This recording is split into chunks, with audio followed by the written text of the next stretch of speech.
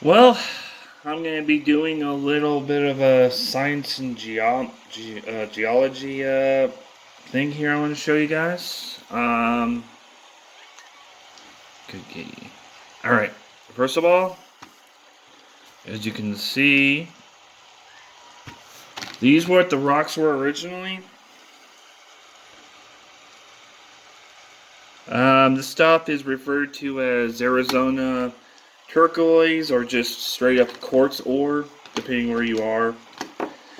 This stuff has been treated with vinegar, and as you can see, it's kind of flaky. I will be breaking this down because over time the uh, vinegar has made these rocks too fragile, and I need new ones because these ones won't work anymore. They're easy to spot. They're like regular rocks that have like patches of green and blue or spots on them. You can find them everywhere, especially if you happen to be walking around and someone has landscaping, or you have your own maybe. Um, Arizona is a copper state, so you can find it. There's two ways of making it. You can use bleach, which will give you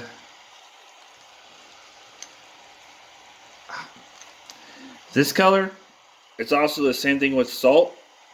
This is a lightish color from because of how it was abstracted. Okay, let's see here. Let me show you an example of a polished one. This is one I took nail polish to that I'm actually very proud of. You can see the different shades of each one in this one. I purposely don't break this down because I like the way it looks, and it was one of my bigger rocks that looked good. Alright. I'll show you this. This is how I normally make pure copper or copper acetate as a byproduct. As you can see, it's like a green liquid. If I take out something that was on there, I hope this is focusing. Alright, well, you see the blue crystals in black? That's pure copper. I just scrape this off as it dries and keep repeating process. Or you can take the liquid here that's in the cup and, well, use it to create a crystal, which I'm currently doing by pouring it into a mold and allowing the liquid to dry out. And I'll add a hardening catalyst to make it permanent. It's easy to find copper, and just use vinegar, or if you have it, any will do. I use the clear stuff, clear white vinegar. Okay, let's see here. Do I have both examples of this? Alright. This here is the pure stuff from a regular source, such as vinegar. I'm not sure if my camera's picking it up so well. Whatever, see how dark it is, even though I crushed it? There are still some white patches in here. That's because I didn't grind it up properly throughout. And maybe I grabbed a rock like this right here that wasn't fully exposed, and how it's kind of light, like turquoise, which is why it might be called that too. I haven't tried actually using a turquoise Arizona rock for this, as far as I know. Maybe I have. Here's a perfect example of what it looked like before. How it's all crumbling apart because I stripped out all the metal out of it through a chemical process. Here is the other one. This one's a little bit better example of the process. I'm going to go ahead and crush these with this here. It's a mortar and pestle. You probably have seen these before. Basically, you go like that. So you crush it down, find enough. This part is a handle, but you can use it for squishing if you really had to. Let's see here. I'll show you the one I did use for it, though.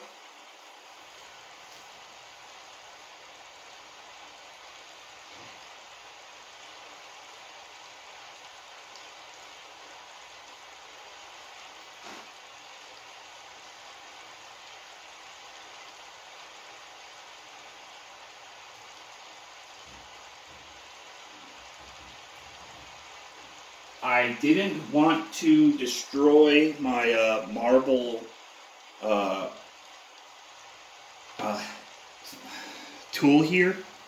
So instead, I used this, a metal version of it. This is just a fence cap for a pole, but it did the job.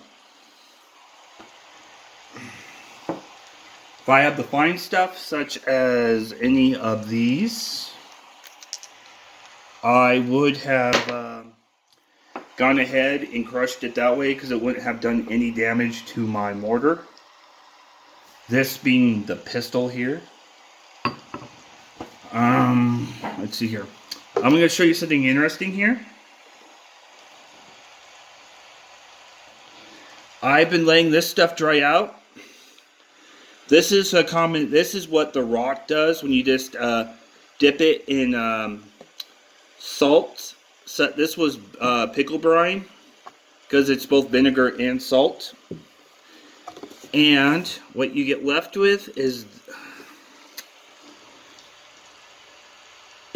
this.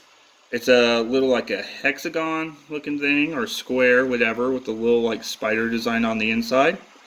They're really cool. They're really fragile, but if you coat them in something like nail polish or something, they usually hold up a little bit longer. I'll be letting this dry out properly and taking some of those specimens, stacking them, and see if I can make a proper crystal when it regrows back a little bit more. I'll go ahead and show you what I have been doing with to make a crystal out of this stuff.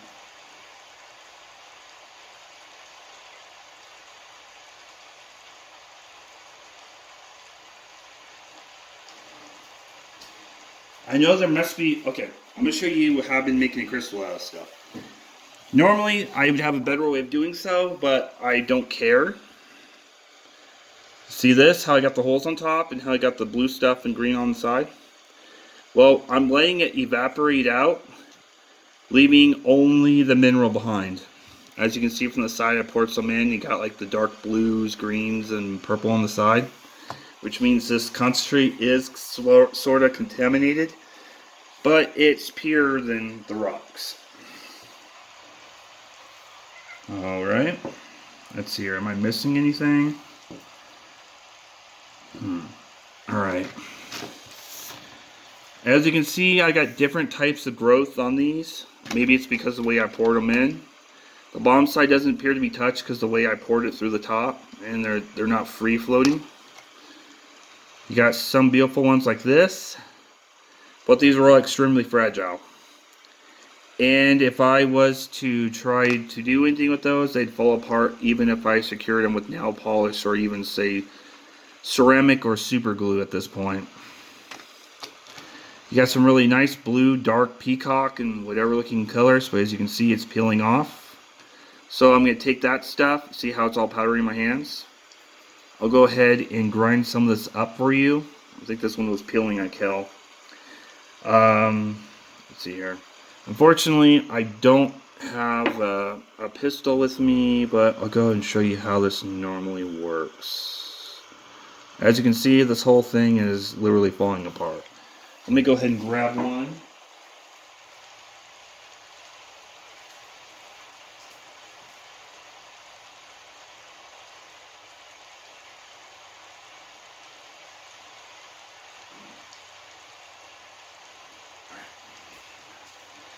For the sake of argument, I'm going to go a little primitive on this one. I'm going to be using one of those digging sticks from one of my science boxes.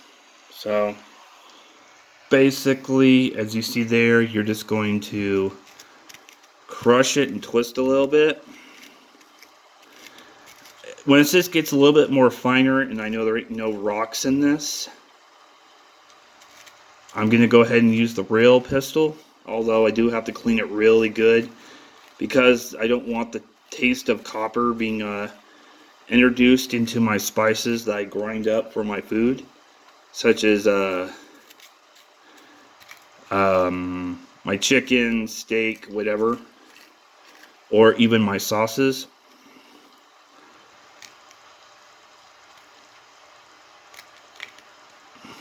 As you can see, it's pretty fine, breaking apart, brittle. This is standard. There might be some rock in this one. I gotta find out real quick. No, it's just the stick isn't whatever good enough. I may or may not attempt to turn this into actual metal again from the abstraction here. If I do, I'm gonna have to make some charcoal. It's not extremely difficult, and if I do, I may even show you the video for that. It just consists of taking wood.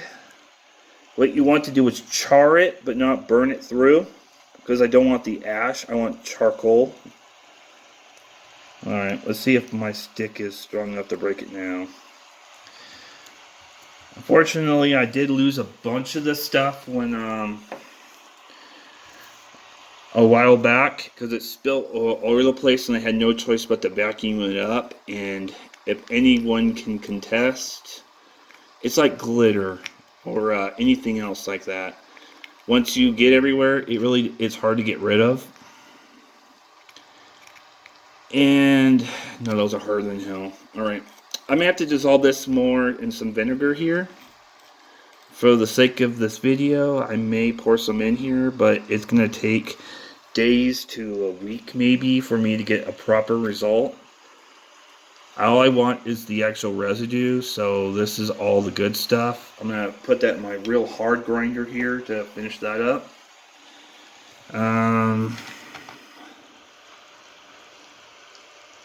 Anyways, I can take by liquefying this stuff off the rocks, it falls off when you reapply vinegar because it's water soluble.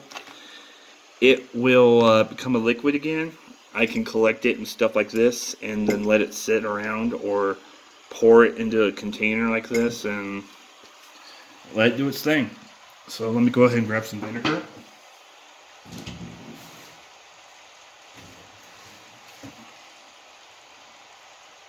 As you can see, it's just the white distilled vinegar. You can buy this anywhere. I was using this for cleaning purposes and, well, cleaning the bowl of the toilet, but it does have its purposes here. I'm not going to put too much in because I do have to put this away to sit. So it's just like that. If I put any more, I don't want to overflow or whatever. But the point is, it interacts with the materials in the rocks and kind of eats away at it. And that's where you get the colors.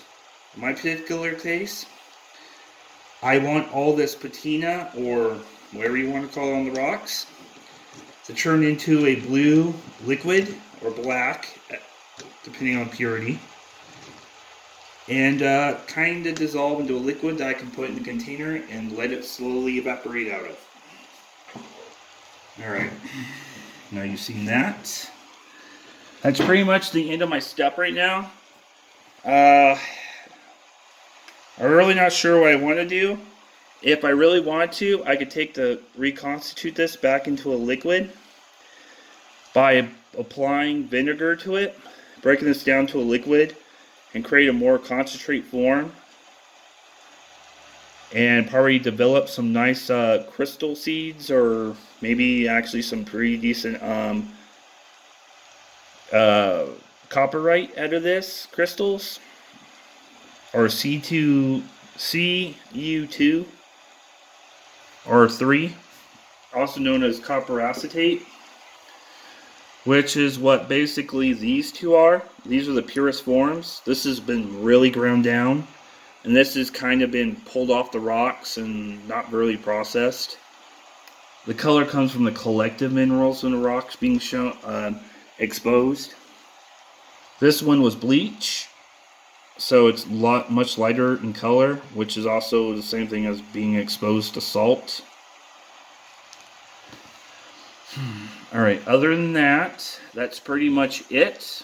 Then again, here's the one I polished, or put nail polish on. I like the way it turned out. You can find these in the store just like this.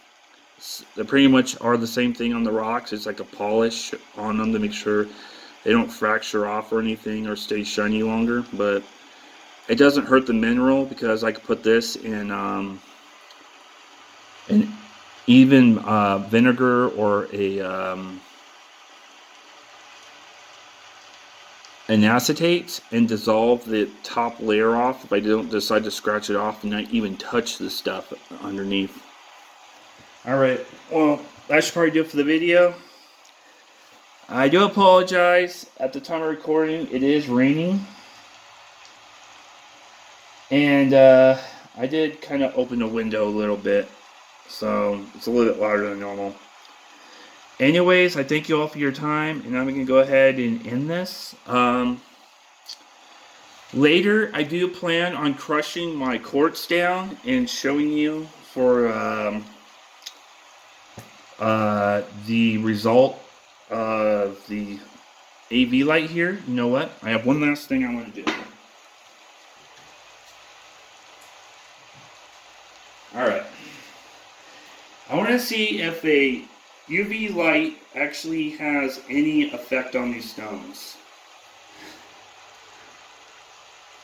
They probably shouldn't because they're blue. I don't think I've seen any on those. Let's try this one. This one isn't wet. There's a slight reaction to this one. Let's see how it reacts to the actual colors of the different ones.